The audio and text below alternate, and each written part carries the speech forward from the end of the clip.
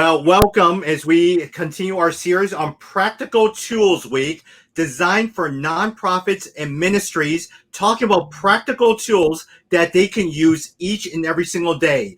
We first spent our time talking with Tim Cox on marketing and communication, specifically on cheap or low-cost tools that small to medium organizations can really use. Then from that point on, Johanna from Prison Fellowship came and talked about peer-to-peer fundraising and how do you bring in people on Facebook, Instagram to really be able to create all of these little donations through your network. From that point on, we had Alex Kim yesterday, who teaches at Trinity. Before that, he actually worked for a company that was consulting with the country of Singapore on creating smart cities. He gave us an overview on the introduction on innovation. And today we talk with three unique individuals, I would say, with ministries that are on more of the cutting edge on this whole idea of innovation. And so I'm very, very interested. We're talking with John Hurst over at SIL. He lives in Colorado Springs, right, John? That's right. You got it. Mary Bolander, who lives in Orlando, Florida, home of Disney World for many of you guys. Mary? Yeah, that's right. Thank you. And James, who I was jokingly said before that every time I see him on his book cover or blog, he has the perfect tan. So James, welcome from Los Angeles. I'm glad to show off the tan. What's up, y'all? Yeah, I was telling Tom Lynn, your president, I said, Tom, James just has the perfect tan all the time for an Asian.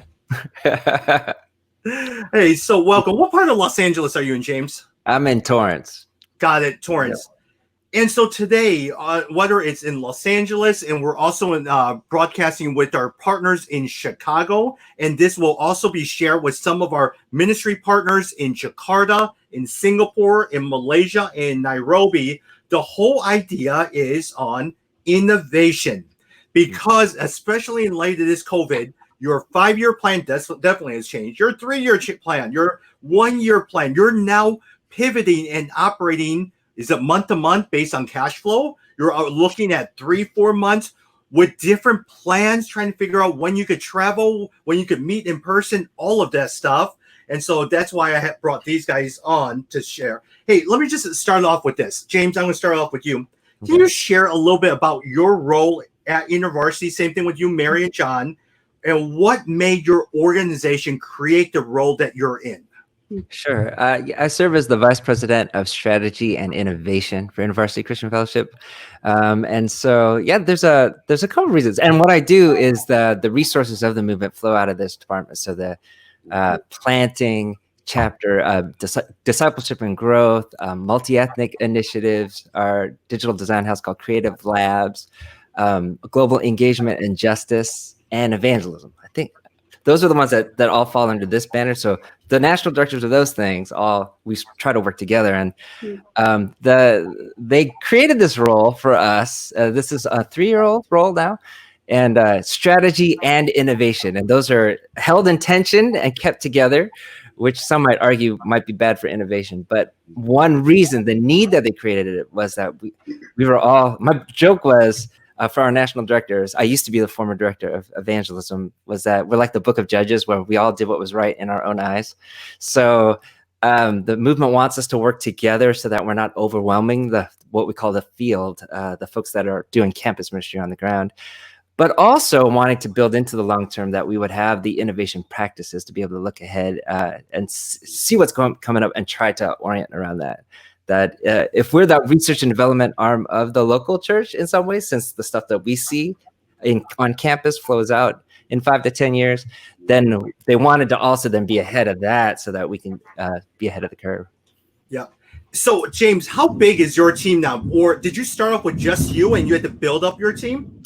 A lot of the national, I built up some. The team is now 8 strong, with 5 of them being the national directors. It's some of them were already incumbent. Others, we were a part of a big reorganization, and the national directors came into this new department. You got it. Hey, I hope you guys don't mind. I suddenly hear thunder in the background. There's just pouring rain, so just wanted to let you know that's what that noise is. Yeah. Hey, Mary, what about yourself? Can you share a little bit about your role with Seeds Innovation Lab over in Orlando, and you're the development of facilitations there? Yeah, for sure. So ours is kind of unique. We are a team, kind of a subset of a larger kind of missions a nonprofit here in Orlando, and so we are kind of the a piece of that. A team kind of created out of that. We were created out of the essentially understanding that creativity and innovation and flexibility had always been a core value of the organization, but it was never, we didn't have a process for it. We didn't have a system for it. It was, if you had asked people, they'd say, well, yeah, we're creative in the way that we do blank. Like that was the extent of our innovation. And so my now boss, he, because of different reasons, had to switch roles. And then in doing that, he started looking at what are other organizations, what do they do for innovation? What do businesses do? What does the world outside of our kind of bubble do? And so then was connected through different things to different local innovation labs. And then actually they came and taught a group of 13 of us from our full organization around innovation and design. Specifically, we use a process called design thinking. So we have a lot more training in that process. And then a group kind of formed out of that, myself and two others from that group of 13. It just made sense for us to transition into, we said, man, if we're going to do this and it's going to work, we have to do it like all the time. Like it can't just be something we're doing on the side, and trying to incorporate what we do into our broader community. So we started this, like our lab itself a couple years ago, and then quickly realized it had to go outside of our organization. We couldn't, like it was, the opportunities were too much to just stay within our organization. And so we kind of broadened our view to the kind of the global mission faith-based community. And so we see ourselves as equipping and training in that way. Got it. So, Mary, James, a lot of times James works with InterVarsity. A lot of people, because of their time on college universities, know who InterVarsity is. For you, what does Seeds do? Yeah, for sure. So we are we're essentially an innovation lab. So again, we see ourselves as we definitely do like design projects where groups come to us and bring their challenges and we help facilitate a solution. We like to say we do not give you your solution. Some innovation labs do that, but we really see ourselves as ability to equip. And so we equip, we train, and then again, we facilitate design projects as groups if that is what's appropriate for them. But we like to say it's like running a marathon. And so like innovation, like the ability to do it and the practice of it is like running a marathon. And so we see ourselves as teaching people how to run, running with them, like keep like encouraging them in their running. And then if needed, maybe like actually helping in the actual solution itself. Got it. Hey, and let me ask you a quick question. I'll ask James back too. Before Seeds, what were you doing, or what was your major in college? Yeah, so I was actually, I'm a nurse by trade. So I went to nursing school. I mean, it just makes no sense. Like God is just funny. And so I actually thought I would do that overseas. That was my plan. I was diagnosed with an autoimmune disease right before I graduated. And I just wasn't healthy enough to be overseas. And so then God just really shifted. And then from that, I became actually a recruiter for like missionaries, essentially, and loved that. I did that for a while, did mobilization, especially for like medical professionals who'd want to go to the field. And then literally from that, got invited to be part of that 13 that was trained. And then ended up I liked facilitation. Who knew? I had no idea. And so then jumped into this. Very good. James, I know you grew up in Chicago, but what was your major in college? Yeah, I went to school to be an electrical engineer.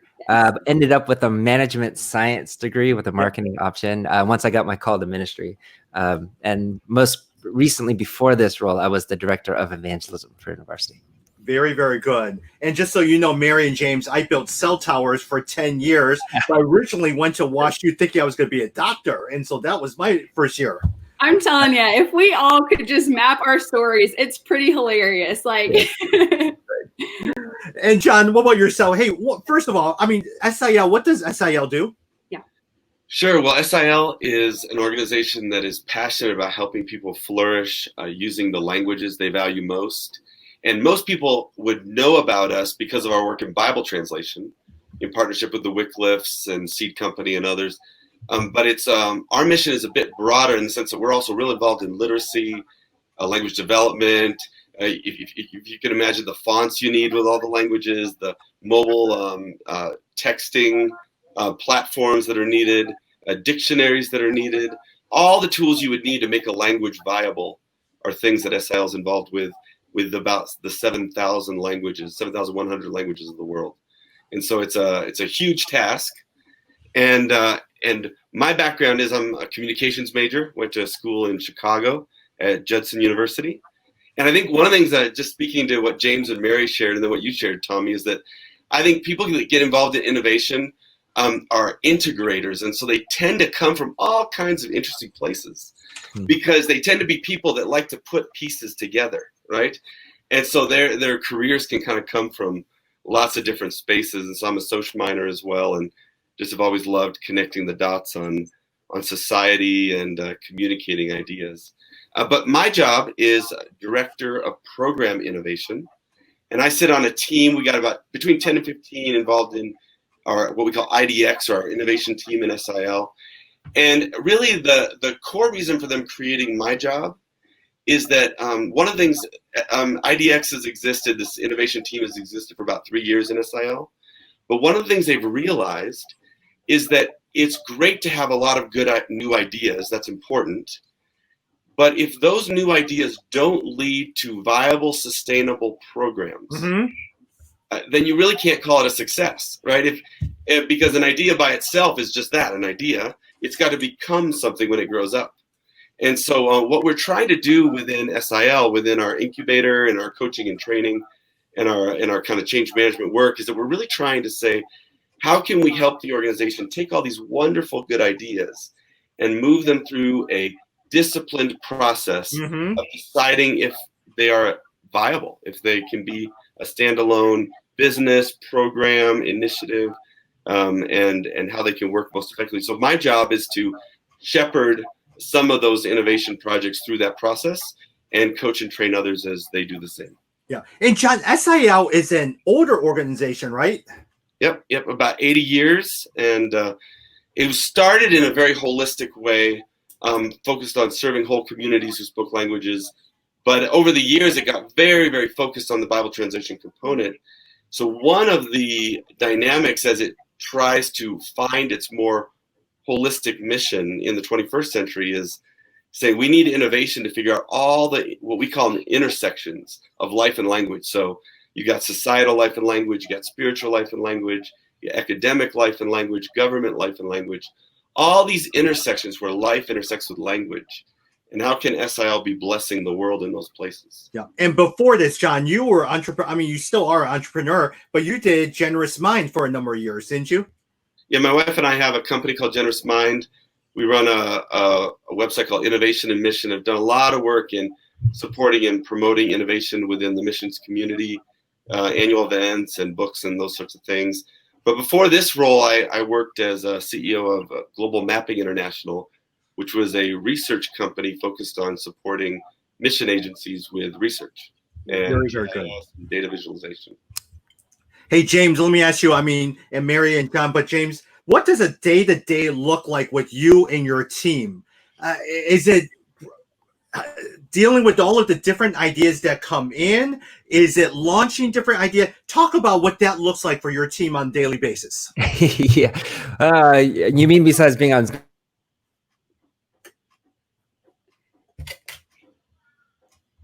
Hey, James. Oh, I'm back. Oh, sorry about that. It's I'm being automatically muted.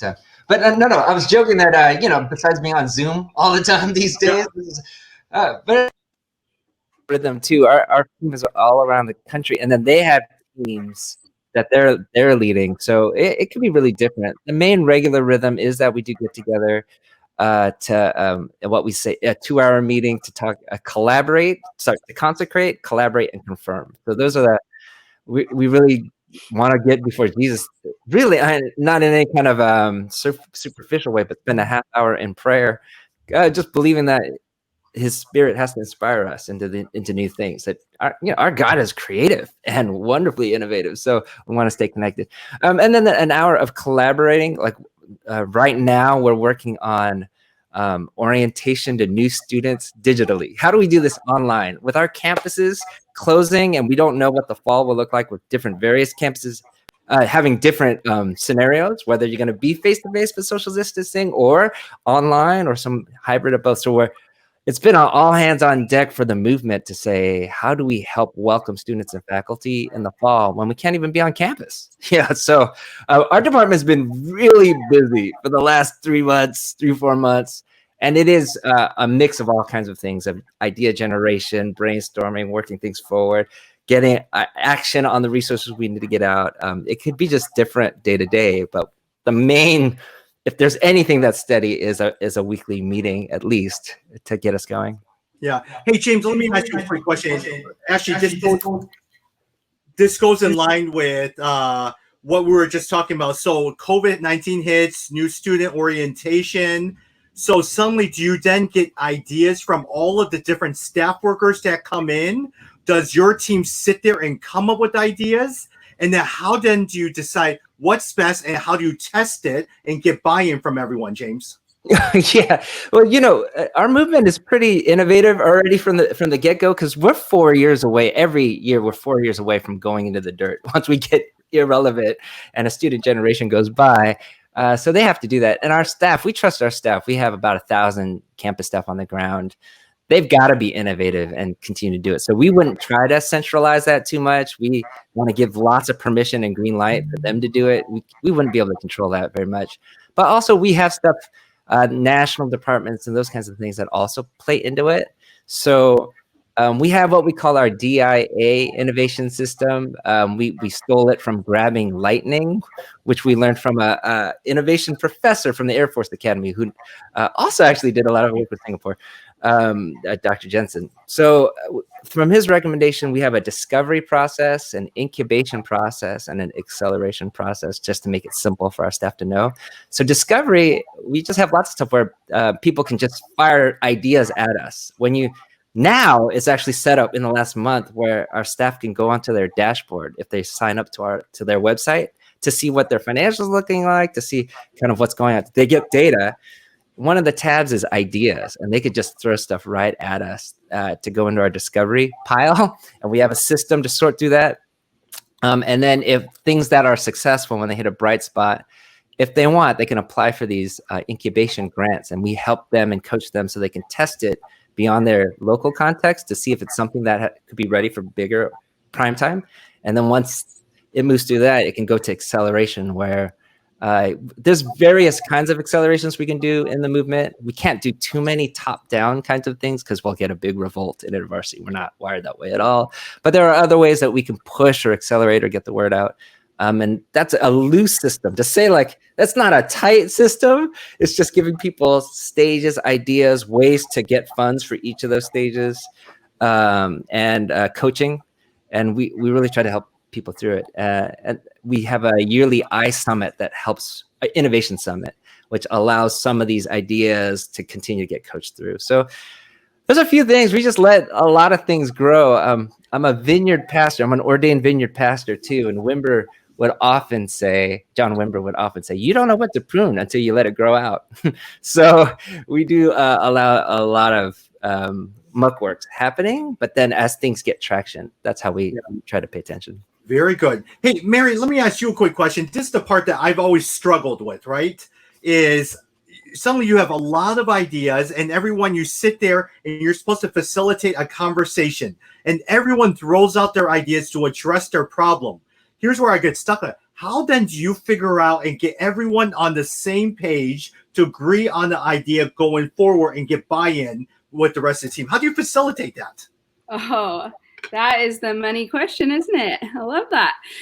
No, I just want to say quickly, James, that process sounds so great. And I wish that when I was a college student, well, I guess I wouldn't have been I wasn't on staff with the organization, but man, had I been able to like submit ideas, I would have done it all day. So that's cool. I love that. I love that. That's like a process. We always keep sending things our way. We'd be glad to take them. well, we always talk about like tapping into the collective intelligence of the organization and not just a few. And so that to me, like, so good. I love that. But yeah, so I kind of, when you think about ideation, so there's a few pieces to it. One, in order to even get people to a place where they feel that they are able to share their ideas, well, especially if it's in the context of 5 or 6 people, maybe even 10 together, like sitting in a room, and they're just supposed to like throw out their ideas in that moment. It's so important to like, one, set up a safe place. So you want to really like, we have what we call our secret sauce. And it's literally just, hey guys, we're going to check into this time. We're going to be present. We are committing to embracing our inner creativity. So like James was saying, that we are all made in the image of God, and we are acknowledging that that's true, and that we are going to embrace our creativity. And then to be curious, that would be curious of each other and of the things that are here, what's being said, and then to suspend negative judgment. And so we like to say, let ideas breathe. Suspend negative judgment of yourself and of each other. And so we really try to like set that space well. And then you have to give time for all ideas to get out there. So you want quantity over quality. You want wild ideas, and you want them to like, they have to take off their hat that says every idea has to work or it's not a good idea. Because if you don't, you're not going to be able to get anywhere. Like someone will put out an idea, someone in the back says that's not going to work, and then that person will not say anything else the whole time, and you're going to miss out on so many good ideas. And so that's like the environment that's set is so important. And then once you have that, and you kind of have the ideas, maybe sometimes it's 30 minutes, maybe it's an hour, maybe it's longer. If you have the time, like sitting in that dreaming space is so good for people, but they need practice. So you have to like really help them. Then you go into, okay, now the question I like to say is, well, first you want to sort it. So you want to sort them. You want to think through like, which ideas, we like to say like the parking lot, like which ones need to just sit in the parking lot. They're not bad. They're just not relevant right now. Or it's not, like we don't have the capacity to move forward right now. And then maybe there'd be like game changers or no brainers, or, you can decide it however you'd want to sort it. And then you just start, there's different ways, but you could let people like vote anonymously for which one they like, or you give them stickers. So they vote for like 2 or 3. And then, so there's all these kind of techniques. But again, if you don't, and then from there, you just take it and you kind of go through and you say, how can we make this work? That's my favorite question. And sometimes you'll have to build on it more rather than saying, will it work? 9 times out of 10, no, it won't work. It's innovation. Like that's the thing. It won't work. Like we have to make it work. And so kind of like you put maybe the idea that everyone chooses out there, you build on it. But if you don't set up the environment at the beginning, you're not going to get anywhere. Like that is crucial. If you don't, all you'll get is the person who started the meeting, who had the agenda going into the meeting, who had the idea that he wants everyone else to get on with. Then that's all that the meeting will be.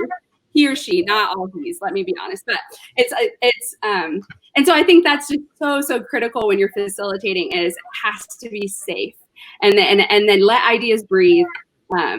And it is, it's so much better that way. John, let me ask you a quick question. We've worked with different ministries, or I've watched different ministries who want to innovate, but it's all conversations. They sit there and say, well, let's partner together. Let's do this together. Nothing ever gets done. You mentioned it when you introduced. How do you then take an idea where it doesn't become all talk and create a process to implement the idea? Yeah, that's where experimentation comes in. Right. That's where instead of having 20 1-hour meetings where you talk about what you want to do, you scope it out kind of like Mary's saying, and you have that way to get ideas like James is saying. And then you go, okay, now run an experiment with it. OK, I want you to at SIL, we have a whole experimentation template, and you have to create your hypothesis. What are you going to test with your experiment? Who are the key players? All the key information, what are we going to, what resources do we need? What do we want to learn from this? And Then you run a month-long experiment, and out of that, you either say, hey, there's some legs here, there's something here that's going to work, or no, this really, essentially our hypothesis wasn't proven out, and so we just need to move on to something else. And what that does is that allows you to cut through a lot of the talk and have people prove out ideas by actually trying things. And mainly what it does is it gets you close to your customer, your audience, your beneficiary. Because in the end, a lot of times we have all these ideas and we go, oh, that would be awesome. But we never think to ask the people that it's for, if they even want it.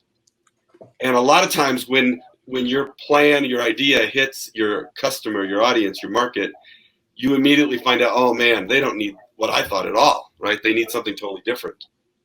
Yeah. Hey, John, let me ask you a follow-up question on that. Then once you do the experimental phase, what's the best practice for you to determine how much money do you pour toward this project?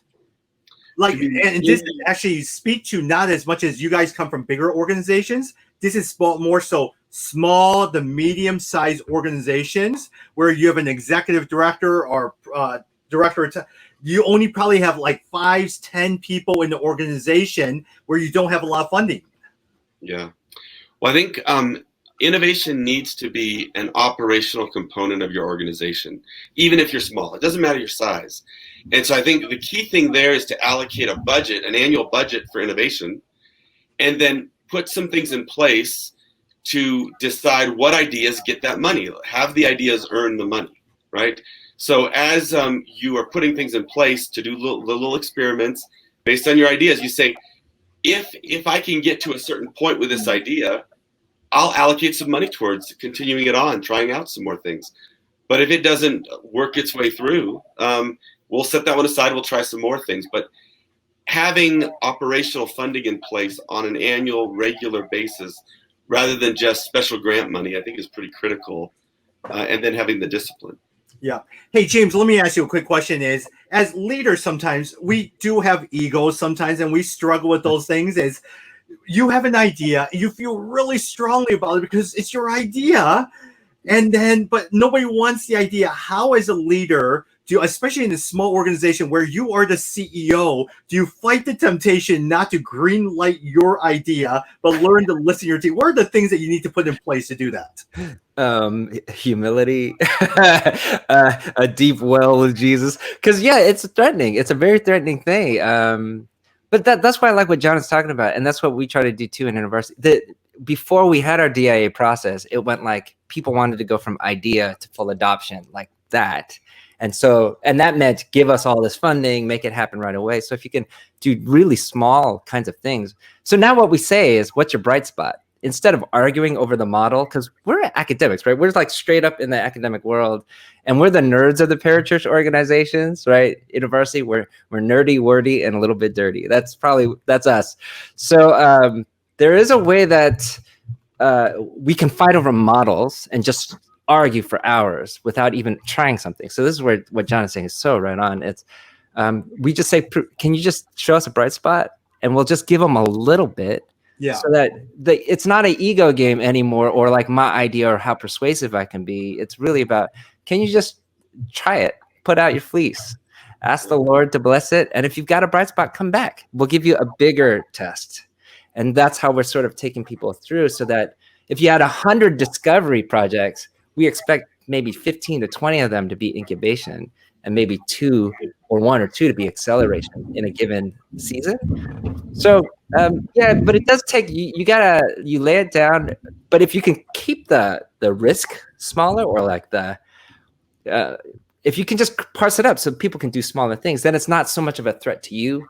You don't have to have your idea. All of us can have an idea that we're running with, and then we can see what God might be doing with these ideas as little seeds. And if they grow, you can pour more of your resources into the ones that seem to have traction. Yeah. Hey, Mary, is it important that it ties into your organization, the vision of your organization? Let me give you an example. Let's say a Bible translation, Wycliffe and everything like that says, man, we got to create for-profit revenues. Man, I know of an individual who could create beehives and make honey, and we could sell that. Let's do that. I mean, is that a crazy idea? Are you open to it? Does it have to tie in with your organization? What would you say about that, Mary? Yeah, that's such a good question. I mean, I think it depends, honestly. And I'm saying this from from a fairly like ignorant space, and I run in my space, so I don't make like big organizational decisions on like those levels. So, but I will speak from just what I know and the people that I've talked to. There's definitely, I think, depending on the vision, obviously you want to stay within your mission and vision. You don't want to sidetrack just because it's great.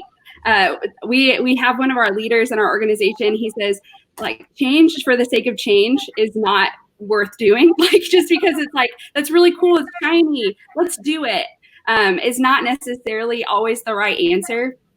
And so, but also you don't want to like disregard it just because maybe it doesn't fit in the way that it is. So I would almost make it like a constraint, like, okay, we have this idea. How might we make it work within our mission or vision? Or how might we, is there other people that we know that could use this idea for a different way, or in a different way, or could it still play in? So I guess that would be my thought, is like, you have to know your mission, vision, and be really clear on that. And then also just like, I'm such an advocate for don't just shut down things because you don't know quite how it could work. And so like maybe, but yeah, but I think definitely like the idea of that kind of new, different things that we're not used to, they can be really, really good and really, really helpful. So it's a both and would be my answer. John, speak to scenario. You're speaking to a group of, again, small to medium size presidents or executive directors. You were once overseeing a medium-sized organization as well too. They don't have, their budget is probably $300,000 to $500,000. They probably have 4 or 5 different people in their organization. How do you create innovation? How do you even start doing that? How do you build a team? Do you find volunteers to help you? Do you have someone on your team who does that and leads exercises? What's some of your practical advice of how you could create and do that in your organization? Yeah, it is really challenging, right? Because we're being told on all fronts as nonprofits are more and more professionalized. Oh, you have to add this, you have to add that. There's all these financial requirements, and so the CEO of a small nonprofit is always looking at the admin of the organization growing, right? That's just a natural part of professionalization. So I think one of the key things is to get outside of this idea of silos of skill sets and really get into some people call it matrix, some people call it meshed, get into a model of your leadership team where you find the people that have passion, for certain things. Like, there will be people on your leadership team that just naturally gravitate to the new idea. It's just part of who they are.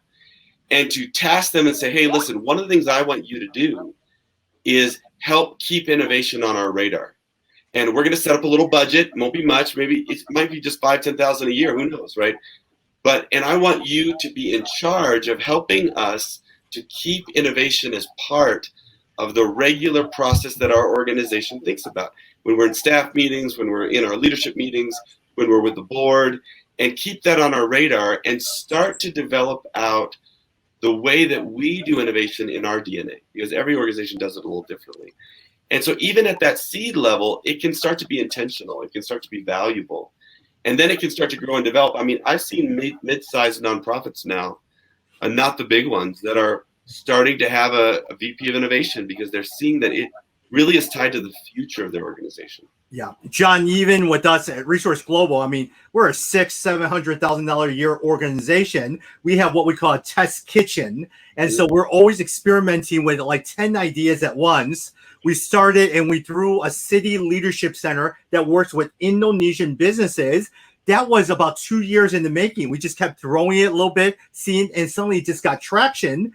Next thing you know, we started putting a staff on it in Jakarta. Then we raised about $100,000 to seed it, and now it's going really well. We did the same thing with the podcast to really be able to expand our network. So you're always different seeding. But I can tell you, 6 or 7 ideas in that test kitchen completely flopped, and we just had to kill it.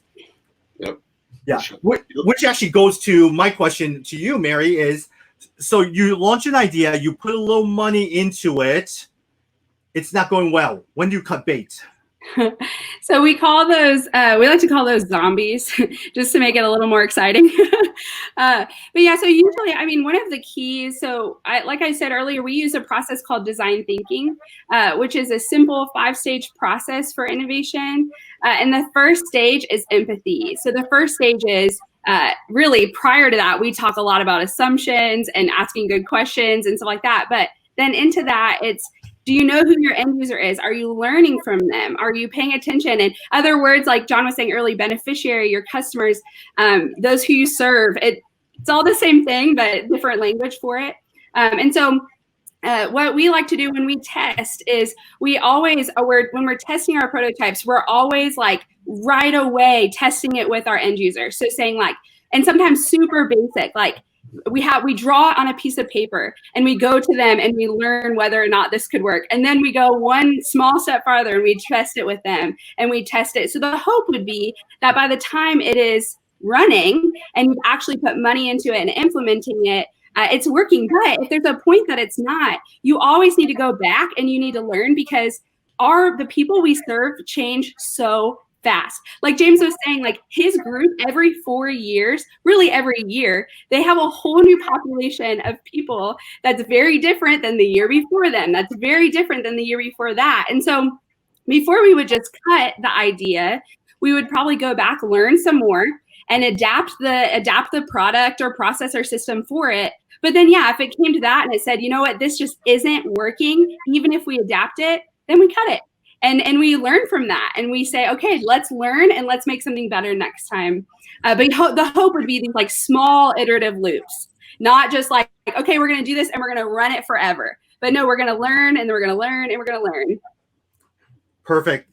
Hey, James, and also John and Mary, some of the people who will be listening to this are in different countries, whether it's Nairobi, Southeast Asia. They don't have a lot of budget. And one bad idea sets them back a couple of years. And so let's play case study time, James, share with us, if possible, an idea that you guys had created and how did you have to work through the process? I'd love to hear a little bit something that you guys tangibly worked on. Yeah, I'm trying to pick one right away. I mean, we're right now, we had to go online. So we're trying to help our ministries go online and do all that. One idea that just came on the radar was a national large group. So we've never done anything like that before. And we just went, it does take some effort, but a lot easier than trying to fly everyone to the same place. So you take the skills that you know about putting on a large group, you get your campus staff, we have a department that does video production and some other things like that. So we went, well, how do we cobble something together? We had experience with multi-ethnic worship through Urbana. So I guess maybe the first thing we went down to see is like, what kind of expertise? What do we have, right? It's the Gideon in Judges 6. Like, what's the strength in our hand? What do we actually have that we can run with? Because trying to do something that other people are doing is going to kill us. We're not going to get there if we have to move quick. So what do we already have? And we've looked around and, well, our campus staff are great at gathering communities. So what do they do and how did that happen? Oh, we also have Urbana. We're good at multi-ethnic worship. So let's find those musicians and maybe they could figure out a way to stitch something on. And once you build on the strengths that you have, then you're trying something. You just, like John said, it's like a goulash. You're just mixing things up and you're just hoping it goes and you put it out there. It's not wasn't a huge plunk down. Like, that's what I mean. The initial assumption of setting an organization 2 years back, you shouldn't be doing discovery projects that will set your organization 2 years back if it fails. Because you kind of need to downscope those then, right? Make them smaller. Do little tests so that you're not going to set people back with a bad thing later. That's why you need these processes. So we figured out our strength, put it out there. We realized, 11,000 screens watching Ivy Live. That's bigger than Urbana, for us. And we're like, oh my goodness. So then you can just go like, oh, this is huge. Okay, let's pour some more resources in it. Let's figure out what to do. How do we make this go on? And you're building off of your success while learning. There were technical difficulties. There were things that we had to shape up. It's easier if we pre-record some pieces and not try to do the whole thing live. Learn that. And we have these iterative processes where you keep learning from your failures and things that went wrong, as well as building on the strengths. So that pretty much that's how things go, right? In our organization, we don't really have to cut a lot of things because we're constantly learning.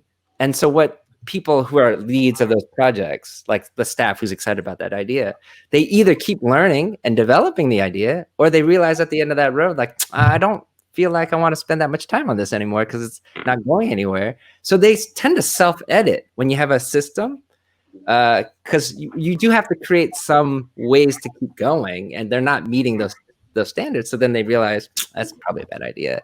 So in ways, it's really helped us to keep figuring out how to move things forward. I love what you just said. In some sense, the first iteration, it's okay if it's not perfect, right? Because you're constantly learning. You're still constantly experimenting on different things. Now, at the same time, I also heard what you said. You've just created a big, large group that is more than Urbana. Now it forces you to pivot and maybe even ask hard questions. Hey, how does Urbana look differently? Should we make it differently? Should we even explore doing it online? It just forces you to ask different other questions too. Oh, exactly. It took one of our big conferences. It's the only other conference we do with students every 3 years. It's our national planting conference. We had 1,200 people there last time. And now it's happening in January because of what happened with Ivy Live and a few other things that happened in our transition. That's going completely online. And there's a lot of excitement around that because before we were planning a conference for 1,500 people to plant to get to 1,000 campuses. But now it's like, oh, actually, we can actually reach more campuses now, given all the constraints. It's a weird thing to feel like getting to every campus is actually more attainable now, more possible, given all the constraints that we have. So yeah, you're right. You just keep learning and building and taking commensurate risks based on what we've seen so far. Yeah. Hey, Mary, talk about a project that you have seen implemented in your discussions. Yeah, that's so good. So honestly, a lot of what we do, we have done quite a few different projects with groups. Some are kind of still in the works, some are not. We've had just a few, even especially when we were kind of early on, we did some even with our like HR team, which doesn't sound that exciting, but for us workers, it was very exciting. So, but we, and honestly, it was like, there used to be just this really, really long form that everyone had to fill out. And the leaders had to do stuff, the workers had to all of this. And so again, we start with empathy, and we learned that, yeah, like this is really that, like we learned a lot about people, kind of the discovery. We learned all the different things that people like and don't like and all this stuff. We learned about who they are. And then we kind of took that into, okay, now data, what needs to be true in this kind of form and what we do. And then from there, we worked with them, we kind of walked them through a process, and then they came up, and now it's like this much, it's like this big. But honestly, it sounds so silly. It sounds like such a small thing, but for an organization that doesn't love changing things, like that was such a win for our team. Like it was like, yes, they listened to people, they thought differently. They said, we don't have to do this because this is always how it's been done. We can do things differently. And so that's like a small win, but it felt so big. And we've worked on different projects, even globally. But a lot of them, or many of our products, are not with our like organization. Again, we kind of work with a broader community. And so a lot of them just for like, not security necessarily, but we're not allowed to talk about all of them. But that's just one that's like kind of the space there within our own organization that really like made a huge difference. But with that, Mary, let me ask you, those other organizations, do they then pay you a certain fee or hire you in some sense? Yes. Yeah. We have a pay for service model. Yeah. So we're technically a DBA, like of our organization, so that we can have a pay for service model with other organizations. And honestly, it is like, if you work with IDEO or some of these big consulting firms, it can be upwards of $5 million for them to like solve your problem for you, like their innovation space. And so obviously that's not accessible to our community. So we wanted to have an ability to like, in a way that's accessible. And then, yeah, so they pay us, and then that way we can serve our organization and our organization globally as a whole. And with that said, that in itself is innovative, because a lot of times they're hiring you. I mean, they bring in staff. Is all your time devoted to organization? Well, we have some capacity. Well, let's outsource it. And through that, we're able to create revenue as well too. Exactly. Yep. Yeah, and James, I hope I'm not spoiling whatever Tom is. Even Tom and I were talking about, he was sitting there, well, even with our accounting or HR, you have all these small little organizations. Can we outsource some of those different projects? It creates revenue. That's innovation by itself. Yes. Yeah. Hey, John, before I turn to you, like, for instance, let me at least, like, even with Resource Global, we work with young marketplace leaders in different global cities, Jakarta, Indonesia, and Resource Global is more spiritual in nature, integration of faith and work, justice and mercy, everything through a biblical grid. And we have a mixture of speakers, marketplace leaders from Australia, from Singapore, from the US, from Great Britain, who come and teach online and in person. So then one of our young persons who sat through a lot of the spiritual biblical talk says, hey, I run a family business in a startup. Can we get them to come and talk with our guys on running their family business or their startup? And I'm saying, wait a minute, there's an idea right there. And so a lot of times we started working with churches because they have to do something with the global missions trip. So they don't want to do another VBS or painting another wall. So I said, hey, what if we get some of your key business leaders from, let's say, Google, Facebook, Procter & Gamble, whatever it is, Microsoft, take your skills in marketing, in finance, and sales, and come and train our family businesses, our Christian and their companies to really be able to do that. The Indonesian businesses says, this is great because we don't have a formal HR training network. We don't have leadership development programs. We'll pay you to do it. The churches like it because they said, wow, you've given us something to do. Hey, we're going to support you. And then those guys who come, hey, I want to support. So now suddenly you have 3 areas of revenue building your organization. It just took 2 years to develop it. Yeah. And so, it's a simple idea that we had to create as well, too. Hey, John, what about you with SIL? Talk about a project that you guys have implemented and developed in the last couple of years. Yes, one of the ones I've been working on is a children's literacy program. You know, it can be really, really hard to fund literacy work because the outcomes are long out into the future, right? A child growing up and all that sort of thing. And plus, local languages aren't always very valued either in the local community because they want to learn the national language because that's how they get jobs, that's how they get their education, et cetera. And so one of the things that we came up with, we said, well, we know 2 things to be true. We know, number one, that it's a challenge to think that far ahead for people. They need something more tangible, more immediate. And secondly, we know that the local language isn't always as valued, right? So we know that that's a challenge in the local communities. And so we came up with a little program where children are learning about social issues like clean water, gender equity, poverty alleviation, along the lines of the United Nations Sustainable Development Goals, and are doing projects around those social issues while they learn to read in their local language. And the whole thing is packaged with the social issue as part of the literacy program. And then the donors in the US are really connecting in at the social issue level. And they're seeing the literacy piece as an exponential growth opportunity. And so we're testing that out right now. But one of the things I'll say is that we first have to get to what I call problem solution fit, right? Is this a solution to a problem people actually have?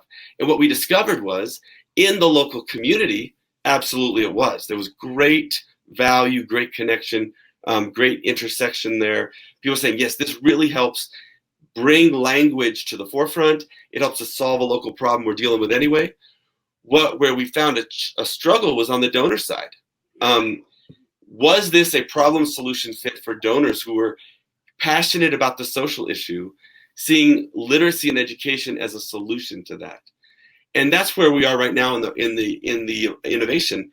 We haven't found that fit yet. And so what we're doing now, and this is what I would say to the small nonprofit around the world, is if you put up these gates, one being problem solution fit, you don't spend very much money until you know that you're actually solving a problem for the people you're trying to help. It could be both on the donor, customer, client side. It can be on the beneficiary side, because in the nonprofit, we have lots of stakeholders, right? But if you force yourself to confirm that you're actually solving a problem, then you won't get too far down the road, because very soon you can find out if you're solving a problem. And one of the ways you find out is, will they buy it? Will they donate? Will they use it?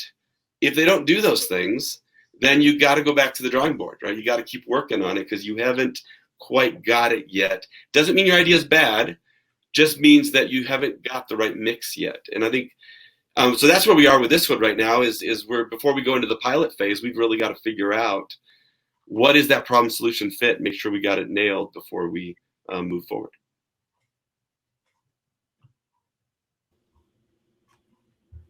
Sorry about that. Very, very good. Hey, one final question for all of you guys as we wrap up is tangibly, John, I'll start off with you.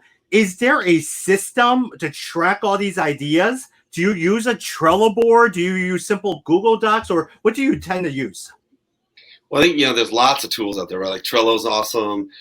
There's a really cool site that I love out of Australia called ideaspies.com that allows you to track ideas. And they actually have a corporate version where you can do a white label version of IdeaSpies software where they help collect ideas.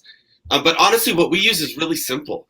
We use Google. We're a Google shop at SIL. So we have a experiment template. And you essentially develop. We have a registry of all the experiments. You create your experiment, you register it, you have the owner of it, and you start filling it out. You fill out the results, and we just track it by using that template. And then when we do the debrief, I take my experiment template and I actually bring the stakeholders together, and we actually use the experiment template. We say, did we prove this hypothesis? Was it right? Was it wrong? Where did we go right? Where did we go wrong? And then you then build your next one out of that. So we do it super low cost, really something anyone could set up with a few Google Sheets. Very good. Hey, what about you, James?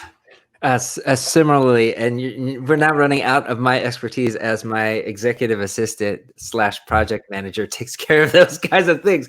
But we also have a template. We also have a process. I believe she's either using Google Sheets or something pretty low tech to keep track of where they are in our discovery, which are discovery projects, which are incubation projects, and which are acceleration projects.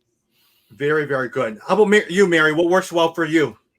Yeah, I mean, similarly, it's funny that you said like low cost, I mean, that's totally, and maybe it's just the world that we live in that we do that, but it's the same. We use like Airtable is kind of our like database itself for projects that we do. I also use Google. And then one thing we learned recently, obviously just with the constraint of so much facilitation virtually and just how to do that, we've started using Lucidchart. And so you can have stickies up, you can have all these different, it's pretty cool. So we've been using that. I'm like slowly getting used to it, but that's been working really well too. So. And Mary, you said usage chart? So LUCID, Lucid, LUCID chart. Yeah. Got it. Lucidchart. Very yeah, good. That one, I know. That was a good one. Yeah. Hey, guys, thank you. Do not be surprised if I call you guys back again to provide some insights. As people are working on some innovation, I may need your help again to provide some insights. So John, James, Mary, thank you so much for your time. Of course. Thank you. Glad to be here. Yeah. Well, and hopefully this actually, I know some of you guys have not met each other, so hopefully this could be the start of a little global network of innovators that you guys come together. For sure. It's awesome.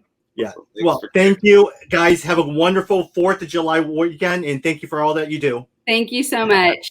Take Bye. care. Bye.